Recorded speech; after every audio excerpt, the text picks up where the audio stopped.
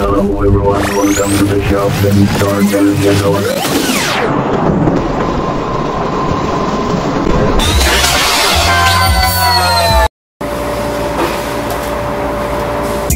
Magandang gabi't araw po sa inyong lahat. Ito po ang Destornillador Channel.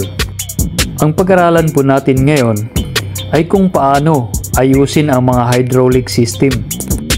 Tulad ng hydraulic machine na ito na ang kinakarga ay mga mabibigat na alambreng pangkuryente. Pinapatakbo ang makinang ito sa hydraulic oil pressure. Ang problema ng hydraulic machine na ito, gumagana ang hydraulic motor pump. Kaya lang, walang dumadaloy na oil sa mga hydraulic pressure hose. Kaya ito ang i-resolve natin ngayon. Ang pinakauna natin gagawin, kilalanin natin ang mga function valve. Itong first valve na nakalagay dito, ito yung oil speed controller. At ito naman ang hydraulic solenoid. Ang function nito, taga-sara at taga-bukas ng hydraulic pressure oil.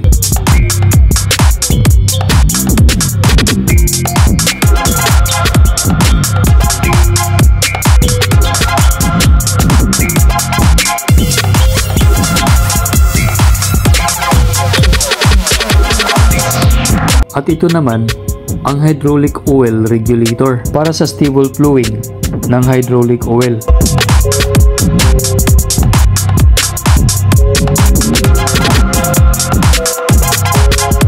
At saka ito naman na parang cambio ng sasakyan, ito yung oil direction actuator. Pwedeng paikutin ang cable roller sa right direction and left direction.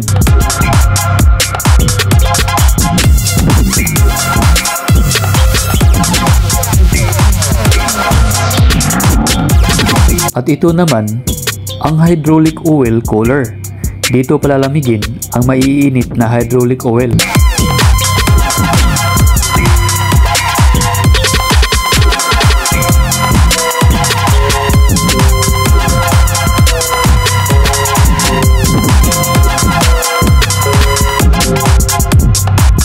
At ito naman ang hydraulic gear motor.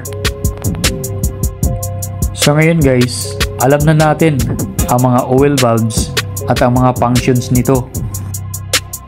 So ngayon, aalamin natin kung saan nanggagaling ang hindi pagdaloy ng hydraulic oil.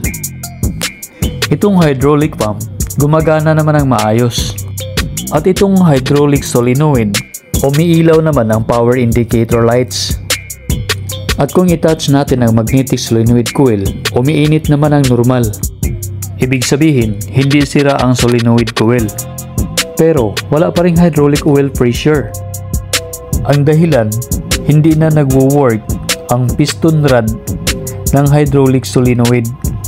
At kung walang pang-replace na solenoid valve, pwede naman itong i-repair, lilinisin lang at saka papalitan ng oil cell or o-ring. So ang gagawin natin ngayon, magpalit tayo ng panibagong hydraulic solenoid valve. Pagkatapos mapalitan, ito na ngayon ang ating hydraulic roller machine.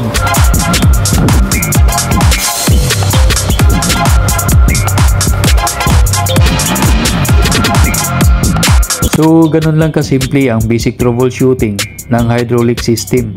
Okay guys, hanggang dito na lang tayo sa ating basic troubleshooting about hydraulic application. Maraming salamat po sa inyong lahat at sana nagustuhan ninyo ang videong ito. At kung sakali po, huwag niyong kalimutang mag-subscribe sa aking channel. Like, share, and bell buttons.